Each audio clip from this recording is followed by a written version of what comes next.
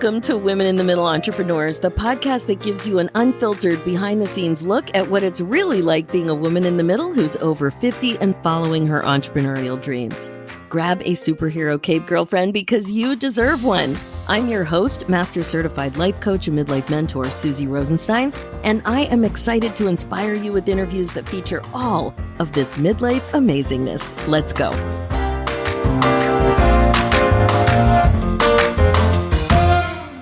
Hey there, welcome back to the show. We have another really exciting interview ahead of us today about turning $25 into a super successful seven-figure business.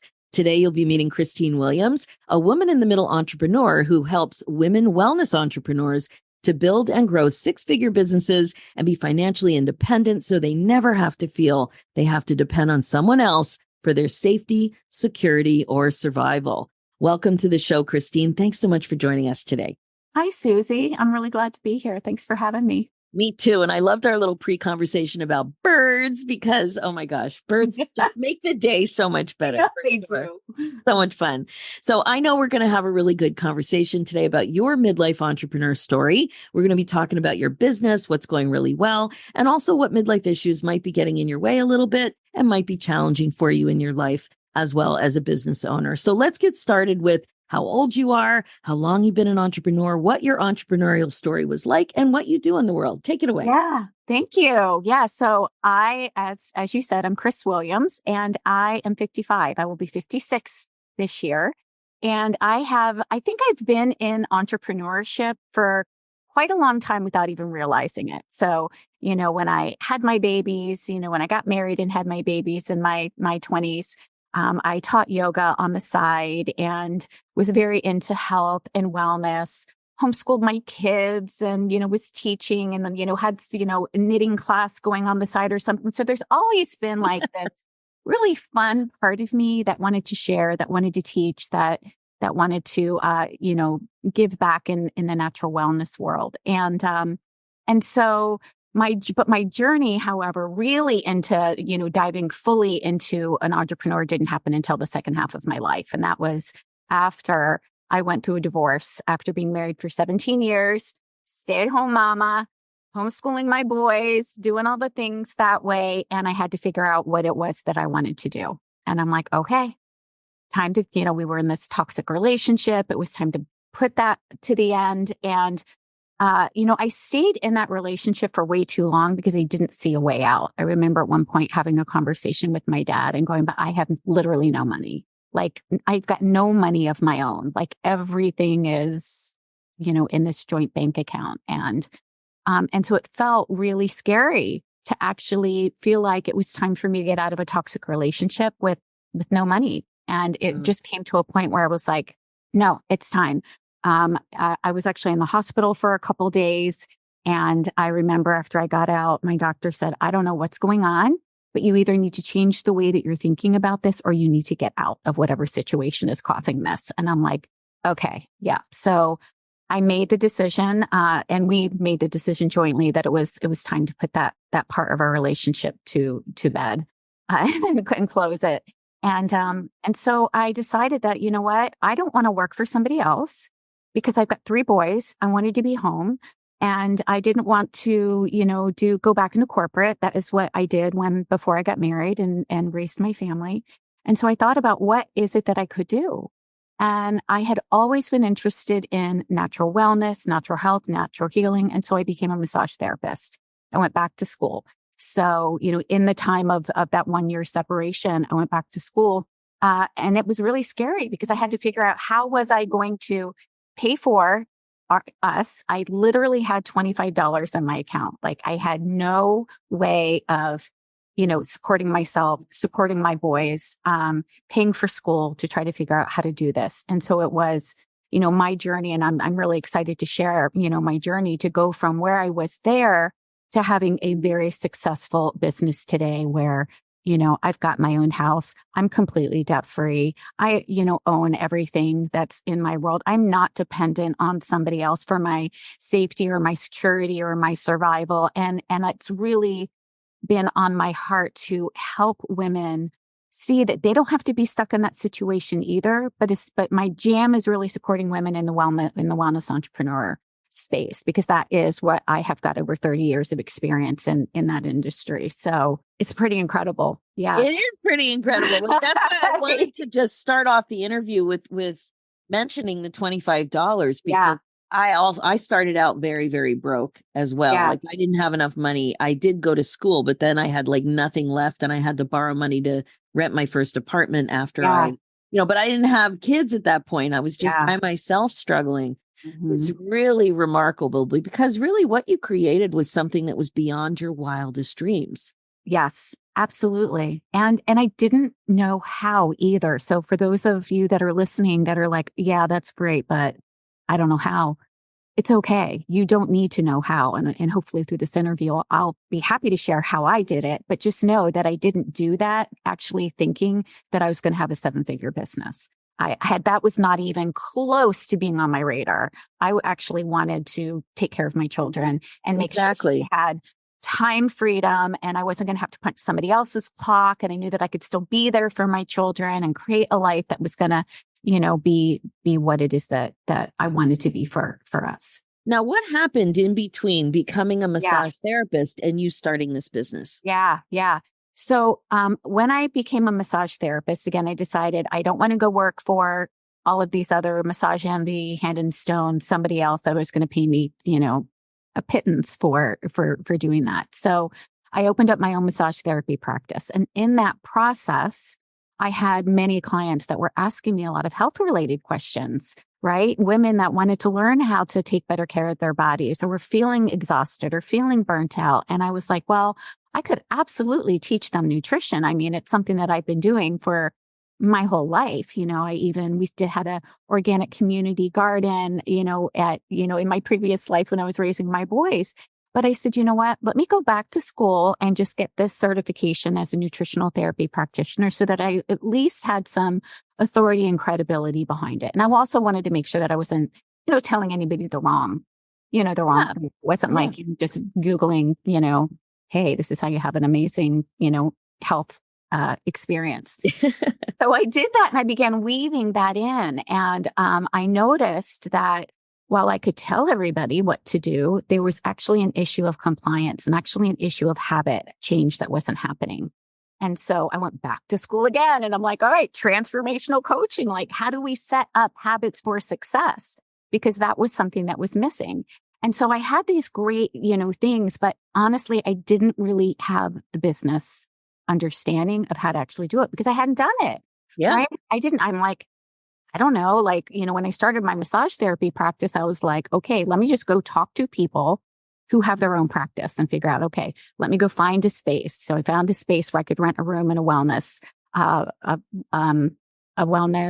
facility. So it wasn't, it was like, chiropractic, and it was acupuncture, and it was, so I did that. And then I just kept taking like this next step. So I started weaving the coaching in.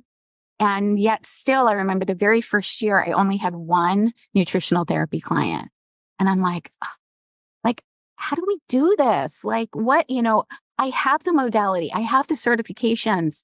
How do I actually monetize it? Because they didn't teach me that. And very common, right? And how many years ago was this? Because when Zoom, with the pandemic, when Zoom became really part of teaching people how they could do business in a way that they never even imagined before. I remember I was on Zoom a couple of years before the pandemic, and I was able to help some of my friends who didn't imagine that their business would ever work that way. So I think that's like a huge leap. So where were you in terms of thinking, oh, there may be a way to do some of this online? Yeah. What might that look like for me? Yeah, absolutely. So I believe this was now, I think it was 2018, because what I decided to do is I said, you know what, I'm going to hire somebody who I resonate with, who I admire in the industry, who I would like to emulate and build my business in a way that feels really, really good to me. Because what I was taught wasn't working, and it didn't feel aligned and authentic for me. Basically, I was taught, just go book a whole bunch of these free discovery sessions, give away free coaching, and sell your 90-day program. And there's a huge piece that's missing, like a huge piece. You can't just try to take a stranger into a buyer. There's this experience that you need to develop, know, like, trust. And so I wanted to learn how to do that. And so I invested in a business coach, and I invested with, $100 in my account. That was it. Again, I was working massage therapy at the time. I wasn't, bringing in the income that I wanted to bring in yet. And I invested I said yes to joining a $10,000 program, to working with her. And yet still, I didn't know how I was going to do that because my credit cards were maxed out, because I was using them to kind of help me, since I didn't know what it was that I was actually doing to build this business. And so it was through the process of working with her and understanding the foundational pieces that I actually created 6 figures in 6 months. And by the end of that year, I had created multiple 6 figures. And then I'm like, okay, this works, and I get to do this in a way that works for me. And so I started building and growing my business. And then organically, again, I had no intention of being a business coach. Organically, people started coming to me and they're like, Chris, what are you doing? Like, how are you building your health coaching business? How are you building your nutritional therapy business? How are you collaborating with people locally? Because that point, it was before COVID, and it was really before Zoom, was taking off. Yeah, just before. Yeah. Yeah, we were just starting to kind of like, do more Facebook Lives to create visibility and things. Yeah. So, I was able to take what it is that I knew, which worked really well, which was building relationships locally to build my business. And I just started sharing and teaching the things that I was doing. And then, I created from there because of what people were coming to. I mean, I remember saying to my coach, I'm like, I'm not a business coach. People are asking me to coach them on business. I'm like, I don't even know who I'm here to serve now anymore, because I thought I was supporting people in their health and wellness, but everybody is, all of these people that are coming to me. And she's like, Chris, I don't see a problem. Just, follow the next step. And I did. And so I just started, sharing what it is that I was doing, and organically began to pivot in the way that, God, spirit, universe, whatever you want to call it, was leading me. And I started creating much more impact in the world with helping women allow themselves to step out of the starving healer archetype and into allowing themselves to be well paid, sharing their gifts with others, but without having to, trade their integrity, without needing to trade their well-being for success. So it was. I love this story. I love your story because, first of all, you had to be the type of person who was paying attention to your gifts. Yeah. And in midlife, that's a huge disconnect for so many people because, as you know, we're just so focused on raising a family, establishing a career, putting everybody else first. Yeah. And surviving in many cases, right? Yeah. Yeah. So to think, whoa, what am I good at? What do I really love? What's my passion? Like, that is so far away, but somehow you picked up on it in yourself and you kept taking the next best step, which is why I always say, even to all the 20-year-old kids who are all confused about what they want to do, there's no certainty, my friends. It's not. There is no A to Z. That's it. It's just the next best step. But then the other thing that you did was recognize what is really happening. Why are people being attracted to you? So you're out there doing what you love, but it's just more like a different level of it, or it was a different niche. Really. That's what it was. Same topic, slightly different part of the topic. Well, I guess it's a major different type of the topic, but you picked up on it and you kept leaning into it. And I always say we're always on the right path. We just don't know where the path is going. Absolutely. But your story is exactly that. Exactly. And, I like to share that story with my clients, especially women that are in the second half of their life, because here's what I want to share that is so important that I think, that we're double clicking on here. I didn't know A to Z exactly how to do it. Right. Had no idea. All I did was take the next step, truly. All right, go to massage school, get my certification. Okay. Next thing, what do I want to do? Do I want to work for somebody? Do I want to open my own business? Want to open my own business? Great. What's the next step? Find out how to do it. Ask some people that are doing it. Right. Next step. So it really is, I see so many women getting stuck in that, but I don't know how, and I can't see this from start to finish. And what I want to share is, you know what? That's actually good. You don't want to see it from start to finish, because if you think you've got the plan on exactly how it's going to go, you are hindering yourself to what the greater possibility is. Yeah. Yeah. Because you had, if somebody would have told you back then, you know what, you should really reach for the stars. Don't settle for 100,000. Don't settle for 500,000. I would have been like, Go, you're crazy. right. And so like, it's much more comfortable to think in a limiting way.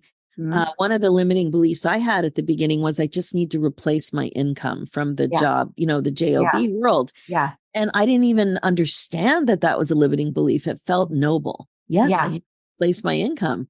But what if you surpass your income? Oh, that's not even on my radar at that point. Yep. The other thing that you did, though, was to pay for help. And that's another area that's very uncomfortable for women. Yes. Are very happy to send their kid to school and pay tuition, but to turn inward and pay for tuition, business school basically is what you were doing. Yeah, exactly. Very uncomfortable. The first decision I made about hiring somebody to help was I was squirming. I was so uncomfortable and dragging it out, like so unfamiliar with making that kind of a decision and spending on myself that way on my own development. Yeah. I mean, it was a big, scary decision. I mean, don't get me wrong. When I said I hired a business coach, it was like, oh, la, la, let me hire a business coach. And, I've got all of this money in my savings to pay for it. I absolutely didn't. It was scary. As a matter of fact, it was more than I was paying for my house. It was more than I was paying for,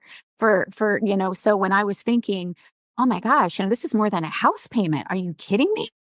But here's the thing that was in such service to me that I am forever grateful for this coach. And what she did is she allowed me to step out of circumstance and not give my power away to the bank account. And she helped me see that, whatever it is that I want is up to me. Like I get to create it. But what I don't want to do is to sit on the fence and be like, well, I don't know. Should I, shouldn't I, shouldn't I? Because that doesn't create momentum anywhere. Correct. And, I have to say, if I had not had her support to stand for what was possible instead of being bought into all of the excuses and the limitations that I was saying, oh, but I can't. I only have $100. I don't have $1,000 a month to pay you. But I can't. I don't know where to find clients. But I can't. This is more than my house payment. But I can't. Like, yes, were all of those things true if I look at it linearly? But I said, you know what? I asked myself, instead of I can't, I said, how can I? All right, how can I? And I literally said, I can give you $100 to say yes today. And you get to help me figure this piece out. And so instead of looking at it at this tiny, big year-long $10,000 investment, it was like, all right, how do I come up with just the next $900? And I thought about it and I was like, okay, you know what? What do I love to do? I have, my massage therapy practice. Why don't I just take women through a 6-week wellness program? All I would need to do is get 5 people, $200 a piece. And I did it. And I created $1,000. And I was like, holy shit. Oh my God. But I did it. And I was like, so my bank account said no, but I did it. I created it, which led me to say, all right, what can I create next month? And the next month I actually signed on some people that were 6-week wellness clients that continued to work with me one-on-one. I had my first $10,000 a month. By the end of 6 months, it was the 6 figures. So I had to let go of these limitations and these circumstances that were like, oh, you can't because, and get out of that scarcity mindset and step into, but what would be possible if I did? How could I do this? What might this look like? What are the things that I could put together to do this?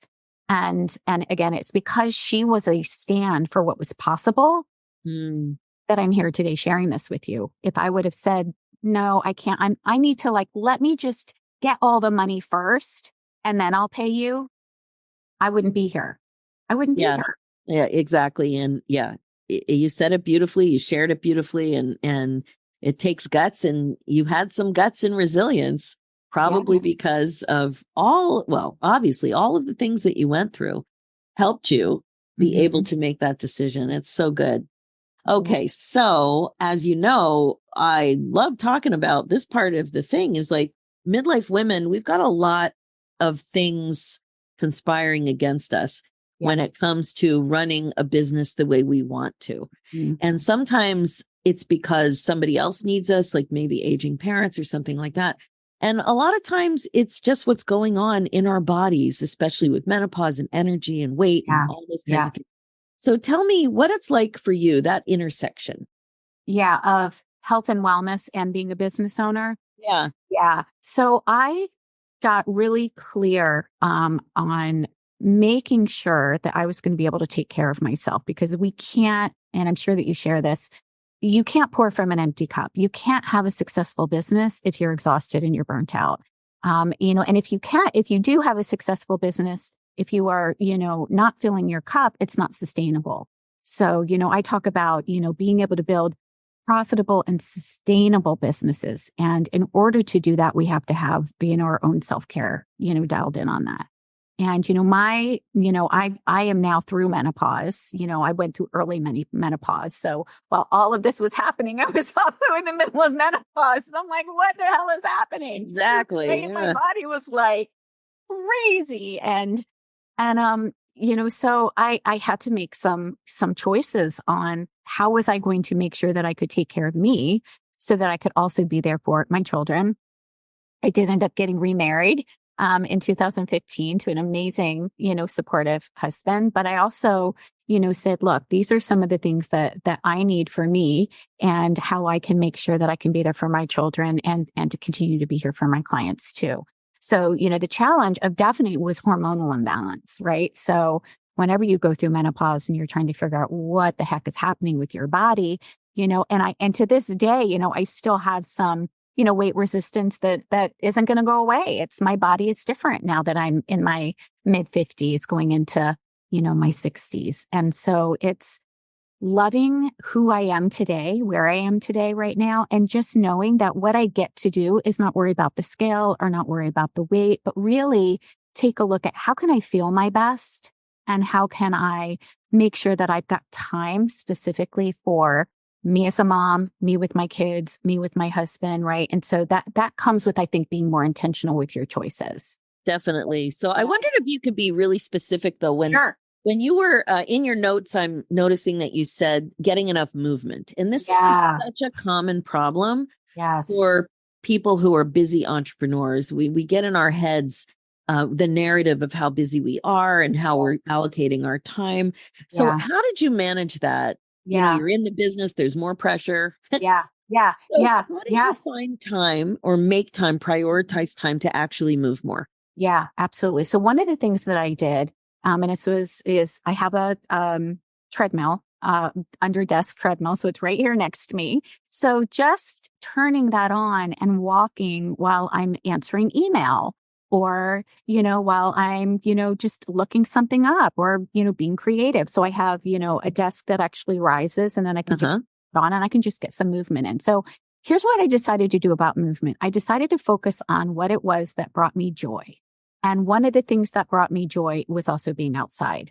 So being in nature brings me an incredible amount of joy. So I, made it a priority to get outside as often as possible without it being, well, from 8 to 8:30, I'm going to do my walk and then be like, oh, well, it's 8:15. I blew that, not going to get that in today. I became a little bit more flexible in what movement looked like and find movement that really resonated with me and felt really good. So being outside is really important. And typically my husband and I, we go, for an hour and a half, or even 2-hour walks on the weekend. So we get that in on the Greenway. We enjoy being together. We, have great conversations and I'm outside. And so that feels really good. Then I also have a Peloton. And that was an investment in me. And I said, you know what? I'm buying it for me because I like music. And I just wanted to, and I love it. So it's, again, because it's something that I love to do, it's like, all right, like I get to do this for me. So it's the mindset of how can I support myself in getting this in for me in a way that I really like, in a way that really supports the way that I want to move. I love that. It's funny you mentioned music with the Peloton because I also found that pretty motivating. It's like, oh, I get to be exposed to current music because I'm like back in the decades. I don't really know anything about new music anymore. And I'm like, at least with Peloton, there's always introduction Yes. of new music, exposure to new music. Yeah. Yeah. Well, that, and I mean, I'm definitely not an affiliate for Peloton. So, but I love it because again, I found something that worked really, really well for me.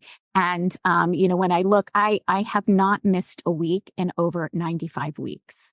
Wow. That's impressive, my friend. I have not missed a week. And, that doesn't mean that I do it every single day, but I do. I'm like, you know what? I want to make sure that I get movement in my week 5 times a week. Minimum. That's great. So, right. And is it in your calendar? Mm-hmm. It is in my calendar. I do block it out on my calendar in the morning. I mean, one of the things that's important to me is that I have a really spacious morning. So from 6 to 9 a.m., that's 3 hours of my time for me. I read, something that's inspiring.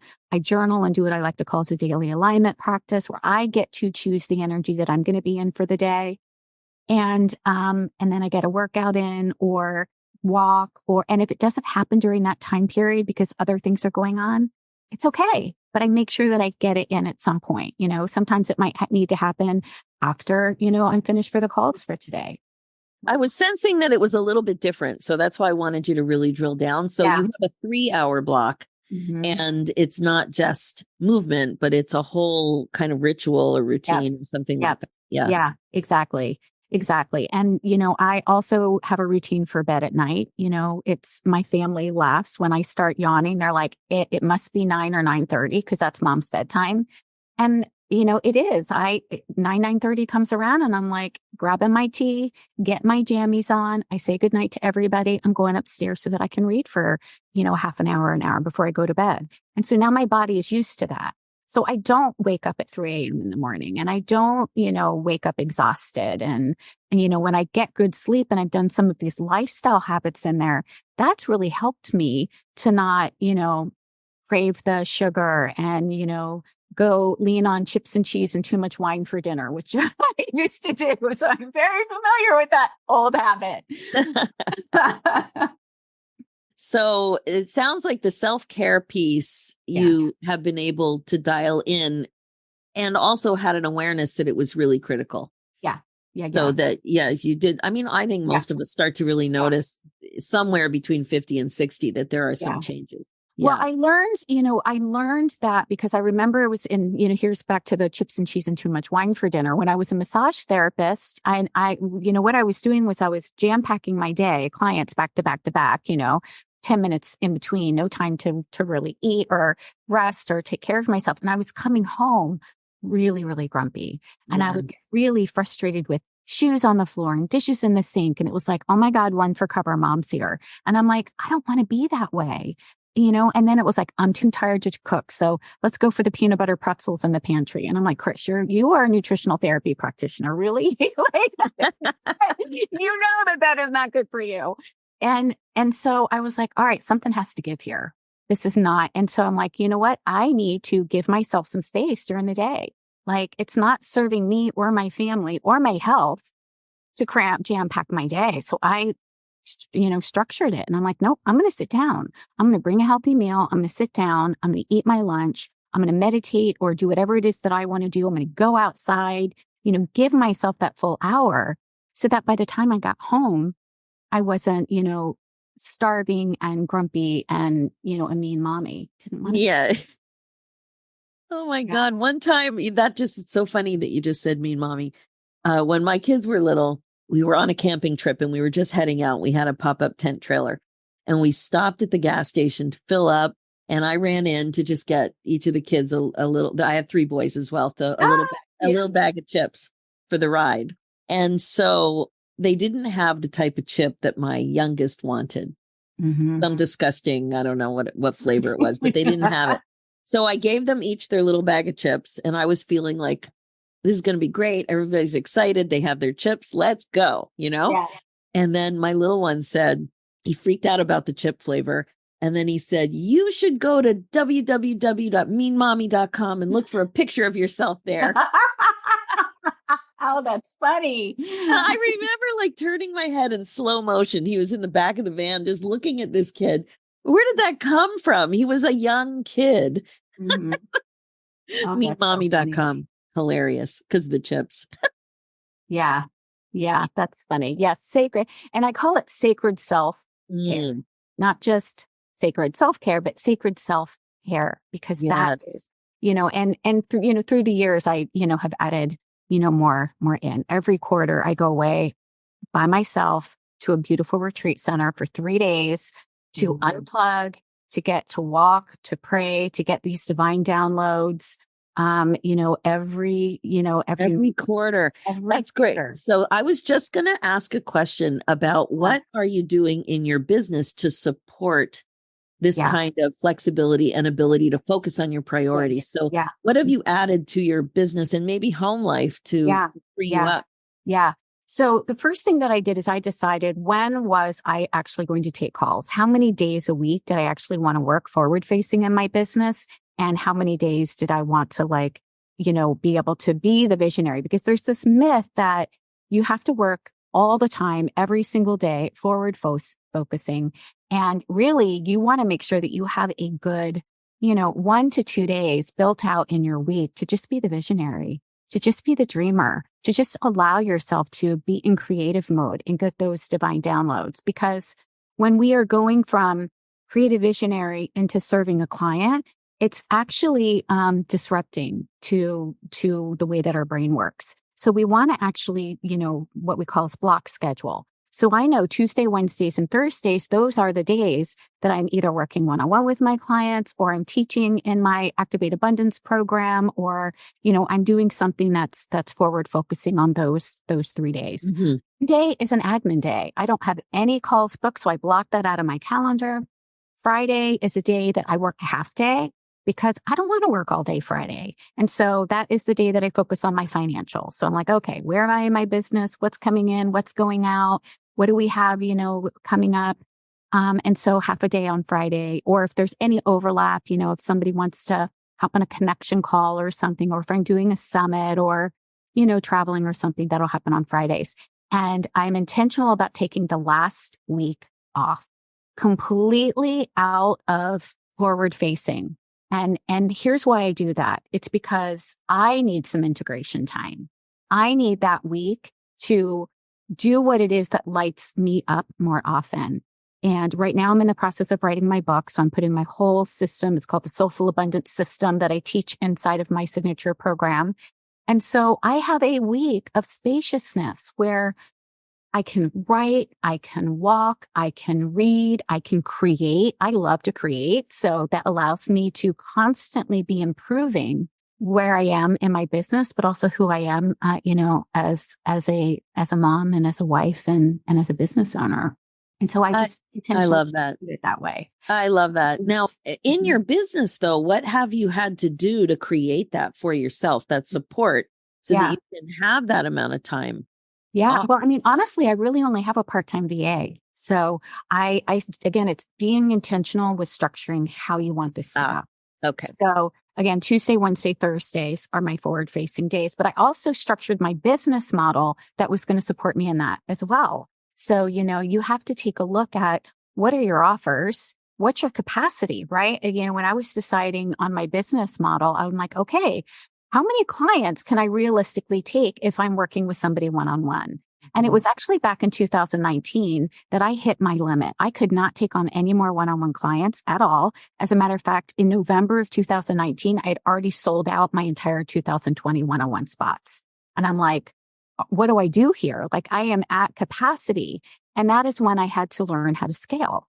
And that's when I went more into leveraging my time with group programs. Yes, got it. I still allow, I still serve in a one-on-one capacity, but it's not in the same way. So I've created more of a hybrid program. So it allows me to touch and serve more people, and also to be able to have the time and the energy capacity to support all of that. I love that. So it really has been a combination of you walking your talk.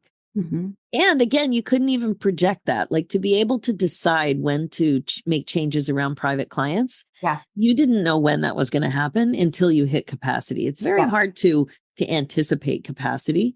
Yeah. Part of it you can do in your calendar, but some of it also is energetic. Yeah. And you're already really carving out your calendar and doing a great job with that. I love it.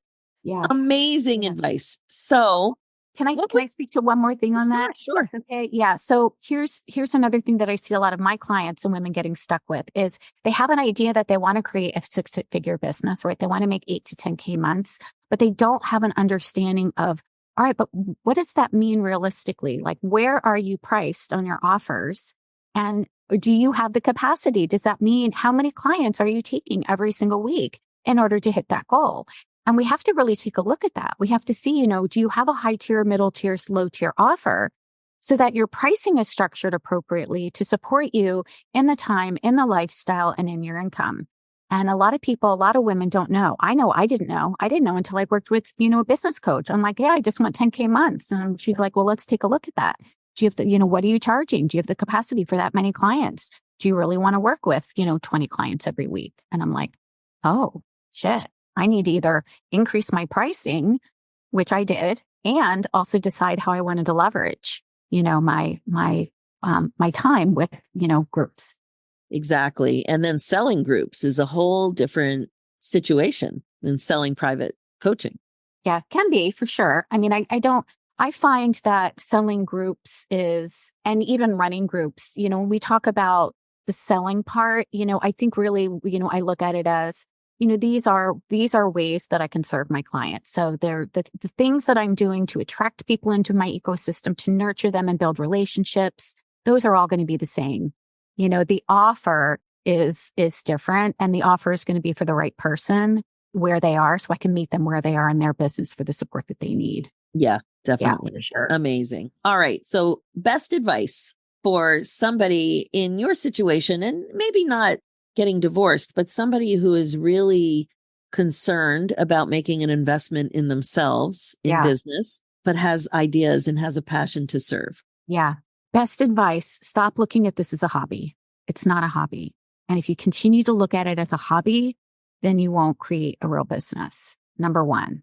Number two, businesses invest in their business, period. Doesn't matter what you're selling. Doesn't matter if you're a CEO or not. You have to have support. We're not meant to do this work on our own. We're just not. You have to have support. You need somebody who is further down the freeway to help you, not only with the information, but to navigate the nuances, to speak truth over you when you don't believe in yourself, when you're ready to try to sneak out the back door because you've got all those voices going, who are you to charge XYZ, right? Well, you have to have that support. And so the three main things that I think you absolutely have to have dialed in is you have to have a mentor in some way, shape, or form. And I'm not just saying that because I'm a business coach. I invested in that before I was a business coach. And that was the game changer for me. I had support. I had a community. So that is another one that's really, really important. You want to be in the room with other women who are building and growing their businesses as well, so that you can see how they are navigating, so that you can see that you're not alone, so that you can have a tribe of women cheering you on and supporting you. And you need to have a system. You really need to have a roadmap. And that is, that comes from, working with somebody. So, all right, what are the steps that I need to take and in what order? Because I can almost guarantee every single client that I have a conversation with, 80% of what they're doing is not income generating. 80% of what they're doing is not income generating. And it's because 80%. 80%. Wow. So when we get clear on what are those income generators, then they start creating momentum without having to work harder. And they have a system. So they know what steps to take on a daily basis, on a weekly basis, on a monthly basis. And they get to do business in a way that really aligns with them. So, and then the last thing I would say is just don't wait to invest in support. You don't need to have all of the money in order to invest. I'm not saying that, you're going to, go in debt, but you have to be willing to put your business owner cap on and and get the support that you need. Love it. So good. And how can people best get in touch with you? Yeah, great. I would love. So I have a free Facebook group that you are more than welcome to join me in, where I do live weekly trainings on creating a soulful and an abundant business. It's called Build a Six-Figure Business for Conscious Coaches and Wellness Practitioners. So you can also find me on Facebook, Chris Williams or Christine Williams. Those are the two main places that I am. And it's, I really, focus on simplicity too, right? So you're not going to find me on all of the places. You're going to find me on some very, I'm very intentional about keeping things simple and going all in on one main main platform that allows you to serve your most ideal client. Agree. And what about your website? Oh, my website, shineabundancenow.com. Yes, Amazing. I do have one of those. I had a feeling. Yes, Shine Abundance Now. Amazing. Okay, Christine, thank you so much for taking the time out of your day to share all of this. I really appreciate how you've taken it step by step. You've appreciated that you can't have the certainty, and you still had the courage to lean in to your gift and borrow some confidence every now and again to keep moving forward. So good. I really love what you're doing. You're amazing. And just thank you so much for coming on the show. Oh, thank you for having me. It was my pleasure. All right, that is it for now. If you're listening and loving what you hear, please like and subscribe. Reviews are great too and much appreciated. And if you're a woman in the middle who's 50 or over and an entrepreneur and would like to also come on the show, please go to www.midlifeinterviews.com and fill out an application. I'd love to have you on to share your story. Thanks so much for listening. It is never too late for you to put yourself on your agenda. I'm Suzy Rosenstein, and I'll talk to you again soon. Now, real quick before we say goodbye, if you are connecting with the show, I'd love to invite you to a happiness breakthrough coaching session. It's my laser-focused coaching call that will help you get clear about what's getting in your way as a woman in the middle entrepreneur and confident about your next steps to more happiness in your next chapter. Head over to www.nextchapterbreakthrough.com. Talk to you soon.